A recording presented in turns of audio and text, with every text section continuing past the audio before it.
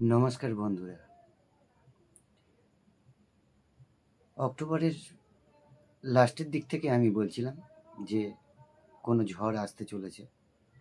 অনেকে হয়তো সে কথা মেনে নেয়নি, বিশ্বাস করতে পারেনি, কিন্তু এই কয়েকদিন ধরে নিউজে আসা চালু হয়েছে যে ঝড় একটা আসতে চলেছে, ঘূর্ণিঝড় মাসের শেষে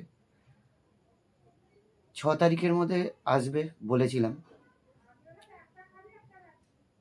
27, 28, 29-এ এই 3টে তারিখের মধ্যে যেটুকু বুঝতে পারছি যে পুরোপুরি আসার চান্স আছে।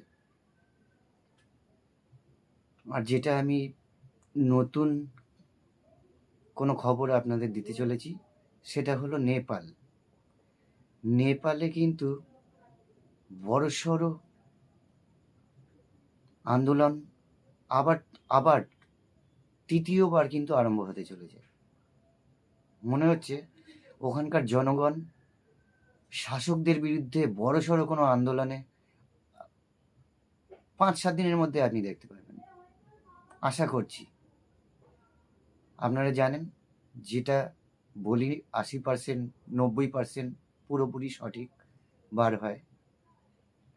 আশা করছি 5-7 দিনের মধ্যে বুঝিয়ে এটা দেখতে পাওয়া যাবে নিউজ চ্যানেলে যে নেপালে, বাংলাদেশের কথা ছাড়ুন, বাংলাদেশের তো অবস্থা খারাপ হবেই, এটা আমি 7-8 মাস আগে থেকে বলে এসেছি। বাংলাদেশে হয়তো 3 রকম আক্রমণ হবে, 3টে গ্রুপ তৈরি হবে, 3টে গ্রুপ মিলে একে অপরের সাথে অশান্তি এটা হবে। এটা আমি বহুদিন ধরে বলেছি, আরও একবার মনে করিয়ে দিলাম। আজকের মতন এই অবধি, ধন্যবাদ।